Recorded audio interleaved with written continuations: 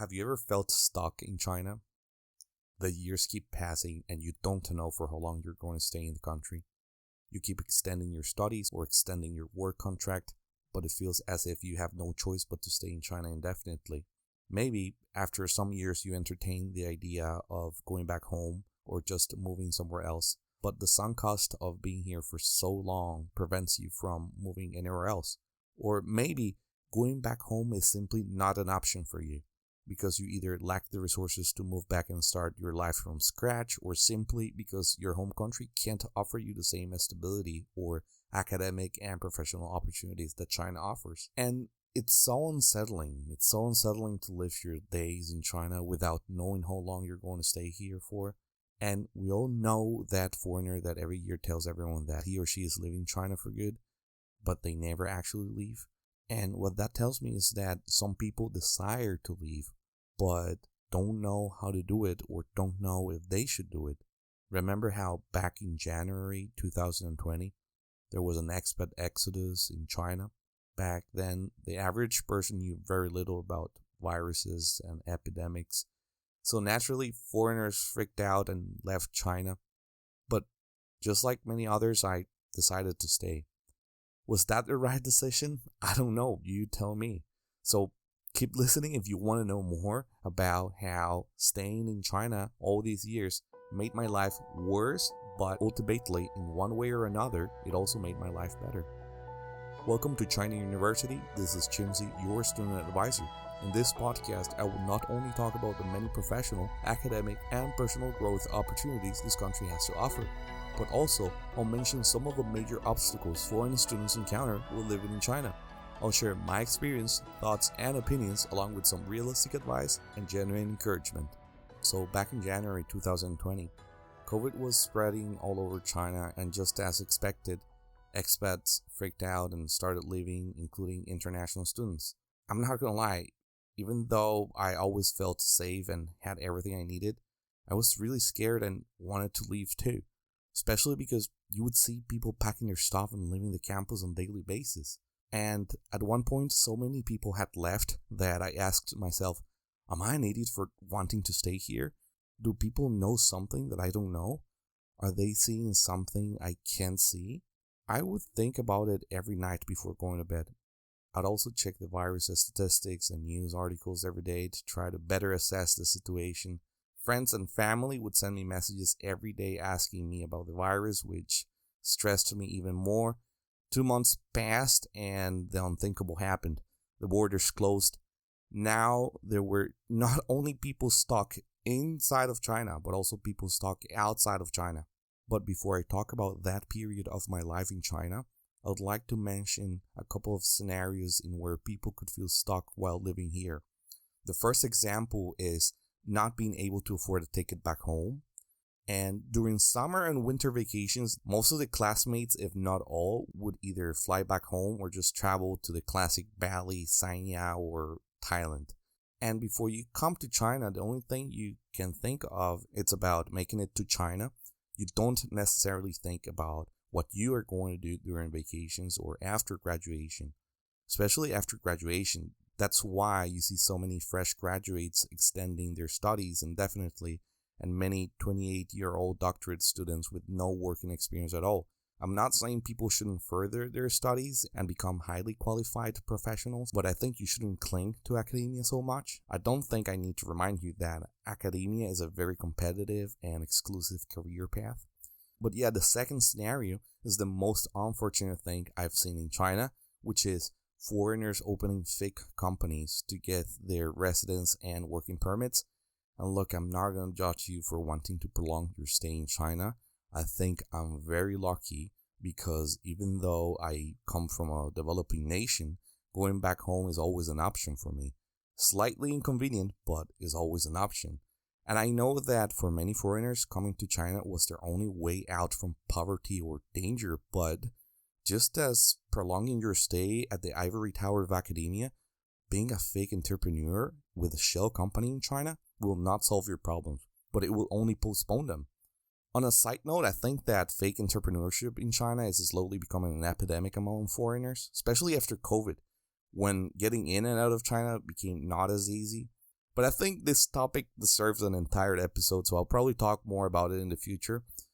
Now, so far, I've talked about a few scenarios that might make you feel stuck in China, but I think we gotta look at both sides of the coin, and what I mean by looking at both sides is that even though there were people who couldn't leave China, there were also those who couldn't come to China.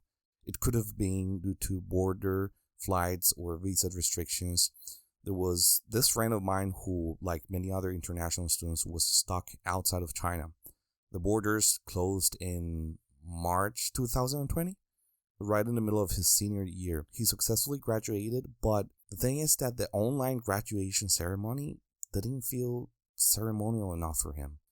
He became depressed and failed to find purpose back home. And at one point, he even thought about committing suicide. That was really alarming for me. I tried to talk to him into going to therapy, but he didn't think it was necessary. You can lead a horse to the water, but you can't make him drink from it. I'm not saying he was a horse, but he was certainly very stubborn sometimes. Every 2 weeks or so, he would send me a message asking me whether I had heard any news about China opening its borders.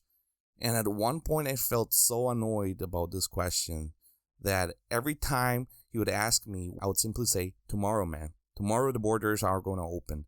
During those 2.5 years, he refused to engage in any activities like work or study because according to him, China could open its borders at any time and he would have to quit whatever thing he was doing anyway. I think things didn't turn out to be as bad as he thought. In fact, it wasn't bad at all. Last time I checked, he sounded content and busy with his new life. A friend of mine graduated from college in China 1.5 years before COVID happened. She was highly qualified, but she was Asian and could not speak a word of Chinese. And as a result, she struggled to land a job for almost a year. And despite adversity, she was successful. She found a good paying job related to her major. The company was okay with employees working remotely even before COVID, as long as they would attend the most important meetings and meet with the clients in person from time to time. But during Chinese New Year, she decided to go back home and spend some quality time with her parents that she hadn't seen for almost 3 years. But then the pandemic started and things looked pretty scary. She didn't know what to do. When it was time to go back to the office, her parents advised her against it. So she kept postponing her return until one day she took courage and decided to take a flight. But during her first layover, she realized her flight had been cancelled.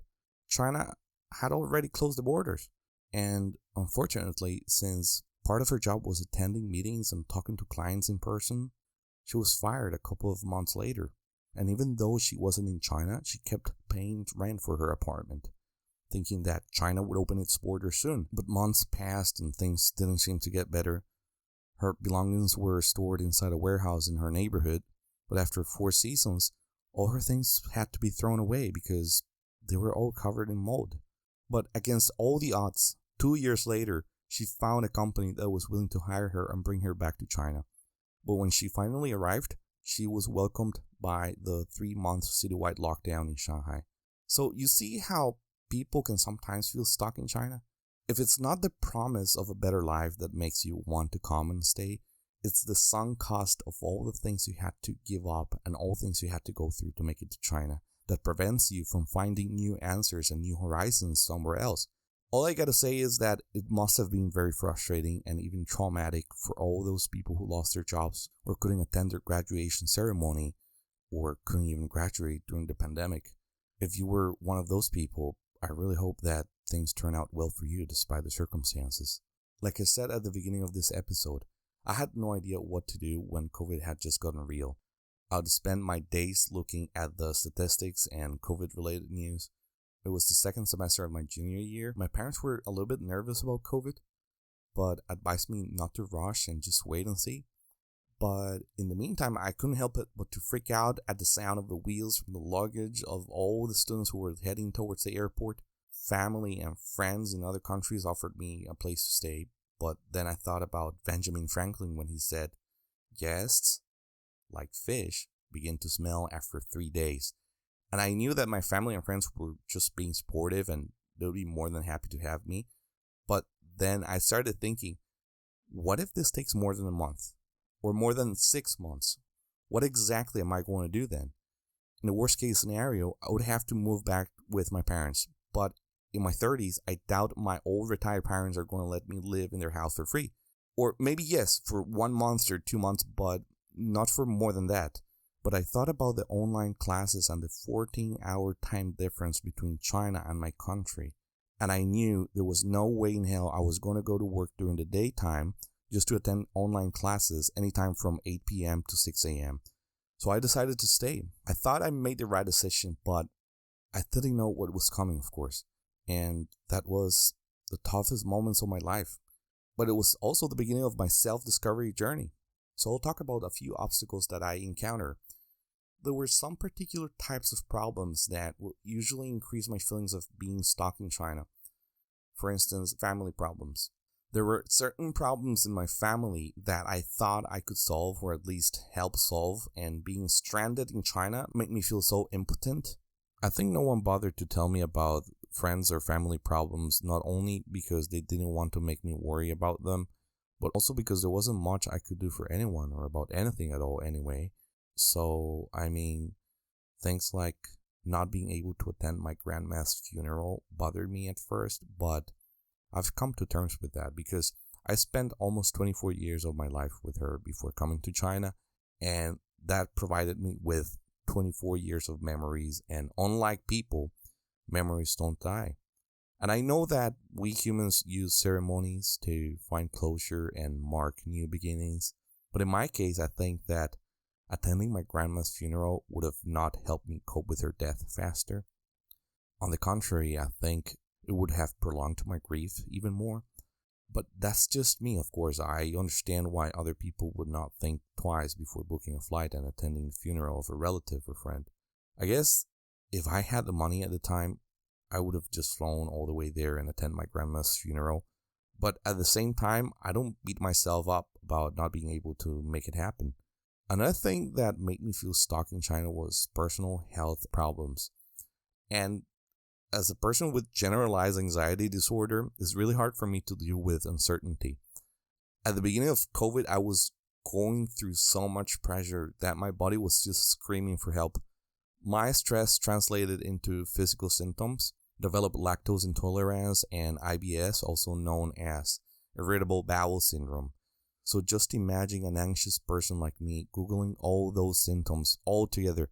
Yeah, I, Dr. Chimsey, self-proclaimed medical expert, diagnosed myself with all the possible fatal illnesses there could be. And during that period of time, I felt so frustrated because I felt that I needed to go back to my country immediately, but I couldn't. I felt stuck in China.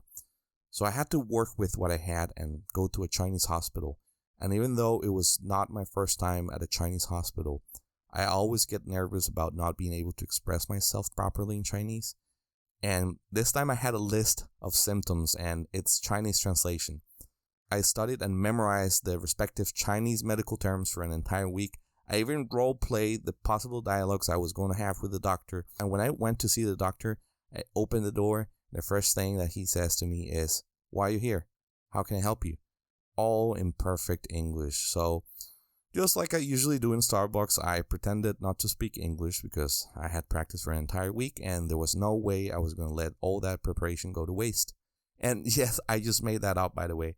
I had an English rap battle with the doctor and described all the symptoms I was worried about and asked for a full body checkup. And to my surprise, I had nothing. Yeah, nothing. The doctor said that even though my symptoms were real, he was suspecting that they were just the result of unmanaged stress and suggested psychological therapy. And that's how I met my current therapist, and I think it was one of the best things to ever happen to me because I finally had the chance to talk about my deepest feelings and traumas with someone I knew was not going to judge me. And after 2 years, all my physical symptoms faded away, except for the hair loss, of course. I guess that was just me getting old.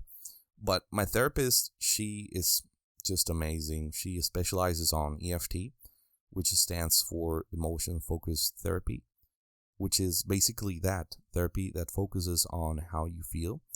The sessions were always very revealing and informative. My therapist provided me with empowering techniques and information that led me to my self-discovery journey. And this journey ultimately led me to starting this podcast. And I don't feel so stuck anymore, especially after I started writing down my plans for the day, plans for the week, plans for the months, and plans for the year, and my short and long-term goals. I think this helps me remember why I'm here for, and made it very clear for me when it's going to be time to close this cycle, close this chapter of my life here in China, and go somewhere else to seek new answers. This leads me to the part of this episode in where I give you my piece of realistic advice. If your future looks uncertain, that's fine. Stay where you are and plan your next move. But if you find yourself refusing to move on, but at the same time, you often find yourself feeling stuck in where you are, maybe that's a sign that you should be looking for different answers somewhere else. Ask yourself, why did I come here in the first place? What was my goal? Did I accomplish it? If yes, prepare for your next move. If not, accomplish your goal, plan and prepare for your next move. If you're short of money, don't start saving money for a plane ticket back home the very same month you graduate. That's just an example. Another example would be if you want to find a job in China after graduation, don't wait until your residence permit is about to expire to start applying for jobs. So decide ahead of time what you're going to do once you accomplish your goals in China, and what you plan to do if you don't accomplish your goals. Set deadlines for yourselves and have accountability partners. So my genuine encouragement for you today is you're not alone. If you talk about feeling stuck in China with foreigners that have been living in China for a while, I'm sure they will understand where you're coming from. Understanding why your friends might be feeling stuck in China will help you understand why you might be feeling stuck in China too. But if you're still struggling to figure out why you're feeling stuck, talk to a therapist. And I know not everyone can afford to see a therapist. I often had to gather pennies to pay for my therapy sessions, but coming from experience, your tutor or student counselor can also give you some valuable advice. So don't hesitate to reach out for them too. I always like to finish my episodes with a famous quote, and today's quote is by Oprah Winfrey. Every choice in life either moves you forward or keeps you stuck. Let me repeat that. Every choice in life either moves you forward or keeps you stuck. So if you're feeling stuck in China, try asking yourself, what other choices do I have? Alright, that's it for today. Next week I will talk about sleeping habits in China, because sleeping in China can either become too habitual or not habitual at all. Do you know what I'm talking about? Let's talk about it next week. But before I let you go, remember that you can now listen to full episodes not only on YouTube, Spotify, Apple, and Google Podcast, in where you can find me as China University Student Advisor. But you can also find me on Facebook and Instagram as chinauniversitypodcast, and also on Twitter as chinauniversitypodcast. If you have any feedback, comments, or topic ideas, please feel free to contact me on your favorite social media platform or send an email to chinapodcast@outlook.com. You have just listened to China University Podcast. This was Jimsy, your student advisor. I'll see you next week.